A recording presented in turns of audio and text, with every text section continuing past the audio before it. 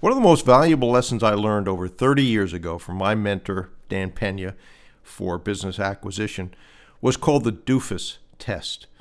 And we kind of all know what doofuses are, but in this case, let's talk about maybe the pillars that would be evaluated in the Doofus Test. And those are dependability, integrity, qualifications, intelligence, and stability. And these are not abstract concepts. These are observable behaviors. Doofus tests are not about catching people. They are about revealing who someone already is. And whether you're talking about board prospects, banks, law firms, accounting firms, or acquisition candidates, people will tell you exactly who they are if you know what to look for. So let's talk about that.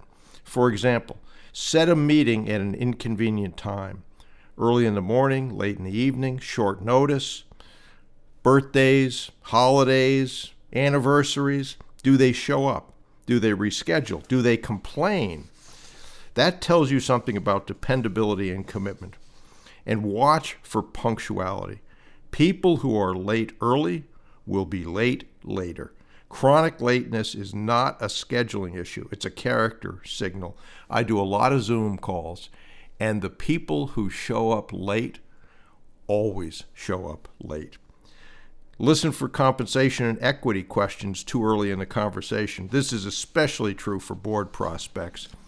You want people who don't ask those questions. Those are red flags. And most of the time, if you've got the right people on the board, your deal is not going to significantly change their wealth. You want someone who aligns with what you're doing. So when someone leads with equity and compensation questions and what's in it for them before understanding the mission, that is not curiosity. That is misalignment. Another Doofus test is follow-through. If someone says they will send you something and they do not without an explanation, that is the test failing it. You did not fail, they did. Here is the most important part. When someone fails a Doofus test, you do not fix them, you do not coach them, you do not rationalize it, which a lot of people do. You move on. Most deals and bad partnerships do not fail later. They fail early, and people ignore the signals. I shoot pool, and I have a pool coach. Then we do Zoom meetings where we review that. And if we're doing a run of balls, which is a series of balls where you shoot things in order, he'll frequently say, the problem with that is it broke down early, and then you were trying to have to do something special to fix it. Same is true here. Those relationships break down early, and they don't get better. Those are the honeymoon periods in the beginning. And you're not being rude by disengaging. You're being disciplined. Your job as an acquirer is not to convince people. It's to qualify people. And it's to qualify motivated people. You are not trying to convince someone to sell the business. You are looking for people who are motivated to sell, and then, yes, you're convincing them that you are the best company person to sell their business to.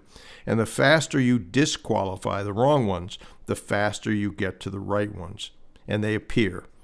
I had a mentee in the UK, and she had not yet acquired a business, and she was nervous as she had meetings, and then she came across this, I didn't suggest it.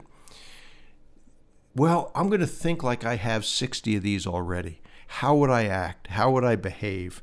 Would I take a bad deal, or would I just say next? That's a pretty valuable way to think about the interactions that you have. So, Doofus tests protect your time, your capital, and your future headaches. So pay attention, trust the signals, and never build with people who cannot do what they say they're going to do. All of those are important.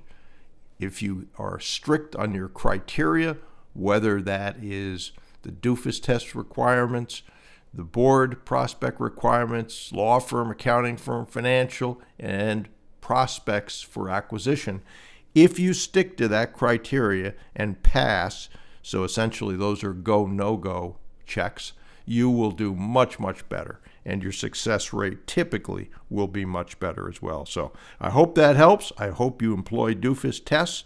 And I'd love to hear your feedback, if you are, about people who failed and what it uncovered and how it saved you time, money, capital, etc.